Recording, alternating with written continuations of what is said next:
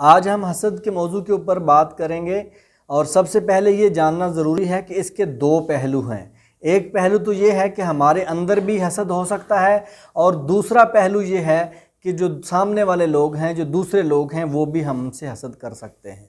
यानी लोगों में भी हसद पाया जा सकता है हमारे बारे में और हमारे अंदर भी हसद हो सकता है लोगों के लिए। एक तो ये चीज़ हो गई। दूसरी, हसद करने वालों का अंजाम क्या होता है, इसके ऊपर बात करना बहुत ज़रूरी है और पहले हम इसी के ऊपर बात करेंगे, क्योंकि अगर हमने इसके ऊपर अंजाम के ऊपर बात कर ली तब जाके हमें आसानी होगी। अगर हमारे अंदर हसद पाया जाता है उसको कंट्रोल करने में आसानी होगी, और जो सुनने वाले हैं अगर उनके अंदर हसद मौजूद है तो उनको भी बहुत आसानी होगी कि वो इसको ख़त्म कर सकें और अपनी ज़िंदगी में आसानियाँ ला सकें। एक बादशाह था, वो जब भी दरबार लगाता तो अपने वज़ीरों में से एक नौजवान वज़ीर था, उसको वो इंतहाई इज़्ज़त व तकरीम के साथ पेश आता और जो एक शाही रवायात थी उससे बढ़ के उसको प्रोटोकॉल देता। और इसकी वजह से जितने दरबारी अफसरान थे वो सब उस वज़ीर की ज़्यादा कदर करते, वो भी उसको सबसे ज़्यादा प्रोटोकॉल देते। जब ऐसा मामला होता तो वहाँ पर एक मौजूद सीनियर वज़ीर जो है वो इस चीज़ से खफा होता, उसके अंदर हसद पैदा हो गया और उसने सोचना शुरू कर दिया कि ये नौजवान हो के, कल का लौंडा हो के मुझसे ज़्यादा इज़्ज़त पा गया है, मैं इसको नीचा दिखाऊंगा, बादशाह के सामने इसे बेइज़्ज़त करूंगा और अपनी इज़्ज़त बढ़ाऊंगा। उसने प्लान किया और उसने टाइम निकाला और बादशाह को अकेले पाकर उस वज़ीर के बारे में बदगुमान करना चाहा और बादशाह को बताया कि बादशाह सलामत, जिस वज़ीर को आप इतना ज़्यादा प्रोटोकॉल देते हैं, इतना ज़्यादा इज़्ज़त व तकरीम से पेश आते हैं, वो तो गैर मौजूदगी में, आपकी गैर मौजूदगी में लोगों को आपके बारे में बुरी बुरी बातें बताता है। बादशाह ने कहा क्या बताता है? तो उस वज़ीर ने कहा कि ये तो लोगों को कहता है कि जब भी मैं बादशाह के करीब जाता हूँ तो बादशाह के मुंह से बदबू आती है। बादशाह ने कहा इस बात का कोई सबूत, कोई गवाह? उसने बोला गवाह और सबूत को छोड़िए, आप जब अभी दोबारा उसको अपने पास बुलाएंगे तो ज़्यादा करीब बुलाकर देख लीजिएगा, आपको सबूत मिल जाएगा। उसने बादशाह ने कहा ठीक है। बादशाह को बदगुमानी में मुब्तला कर दिया और दूसरी तरफ उसने उस वज़ीर से रब्ता किया और उसे कहा कि कल जो है इस टाइम पे आपकी मेरे पास दावत है। उसने अपने घर बुलाया, उस नौजवान वज़ीर को खाना वाना खिलाया और बहुत ज़्यादा तादाद में प्याज जो हैं वो काट कर खिला दिए।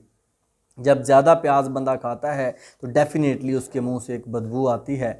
तो थोड़ी देर बाद बादशाह का दरबार था, बादशाह ने उस वज़ीर को, दोनों को, सब यानी दरबार में हाज़िर हुए। उस वज़ीर को, नौजवान को अपने पास बुलाया और पहले से ज़्यादा करीब बुलाया और बादशाह ने जब सवाल पूछा कोई उससे तो उसने जवाब दिया और जवाब देने से पहले उसने अपने मुंह के ऊपर ऐसे हाथ रख लिए और हाथ रखने का मकसद तो ये था, मुंह पर हाथ रखने का मकसद तो ये था कि उसके मुंह से स्मेल आ रही है क्योंकि उसने प्याज खाया हुआ है, तो वो स्मेल जो है, वो बदबू जो है वो बादशाह को ना मिल जाए, बादशाह तक ना पहुंच जाए, बादशाह डिस्टर्ब ना हो।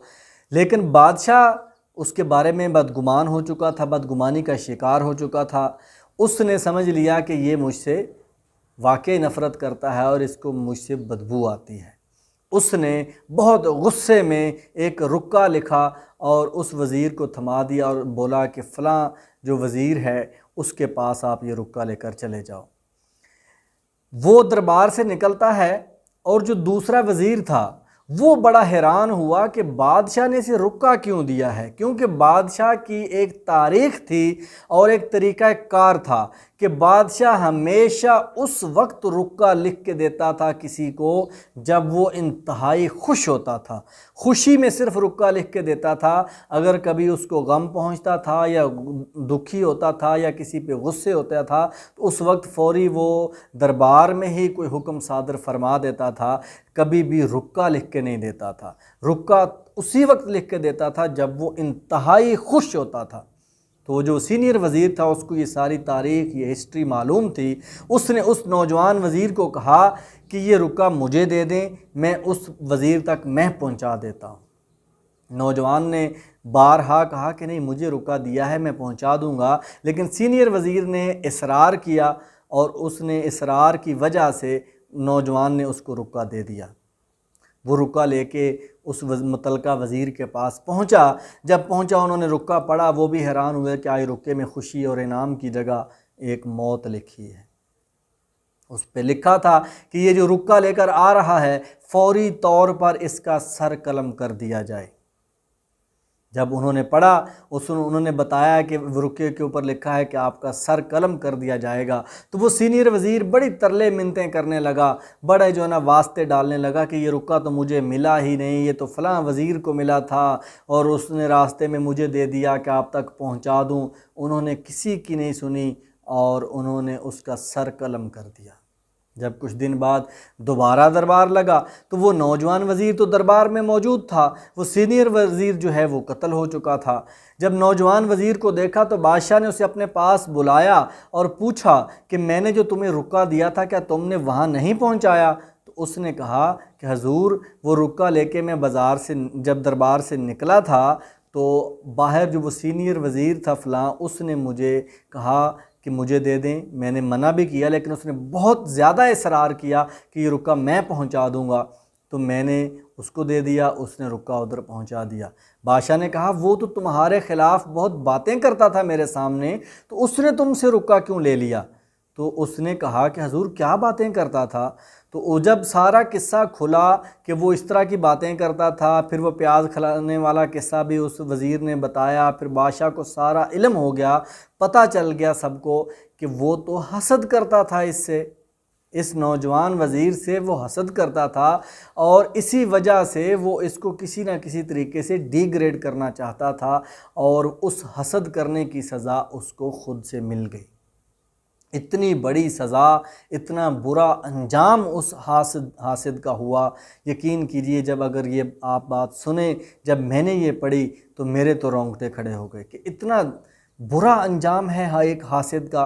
कुरान मजीद में अल्लाह ताला ने हासिदीन के शर से, जब वो हसद करते हैं उनसे अल्लाह की पनाह मांगी है।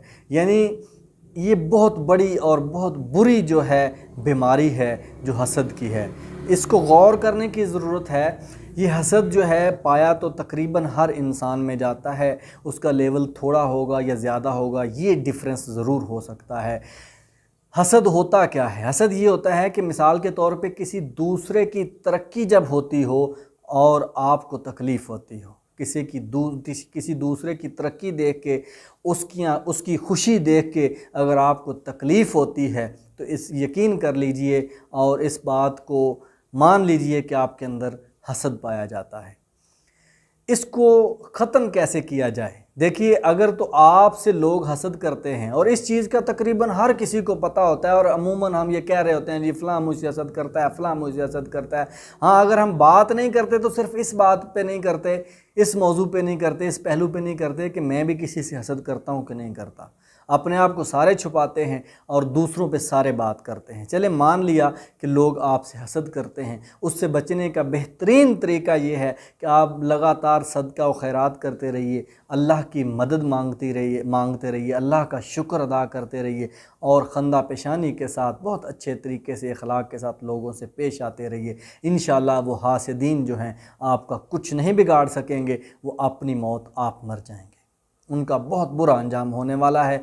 और अगर हसद आपके अंदर पाया जाता है, अगर हमारे अंदर हसद पाया जाता है तो उसको भी हमने ख़त्म करना है। पहले जज करना है क्या ये मेरे अंदर भी तो मौजूद नहीं है, अगर मौजूद है तो उसको भी ख़त्म करना है। कैसे ख़त्म करना है कि हमने सबसे बड़ा और एक ही काम आपके सामने रखता हूँ, अगर उसके ऊपर हमने अमल कर लिया तो हमारे अंदर जो हसद है वो भागता हुआ नज़र आएगा, बिल्कुल हम हसद फ्री हो जाएंगे। वो क्या है? वो ये है कि हमने अल्लाह की तकसीम पर राज़ी हो जाना है। अल्लाह ने जो हमें अता कर दिया है उस पर उसका शुक्र अदा करना है, उसका इतना शुक्र अदा करना है कि हम इस शुक्र से बाहर ही ना निकल सकें, कभी शिकवा शिकायत की तरफ नहीं जाना।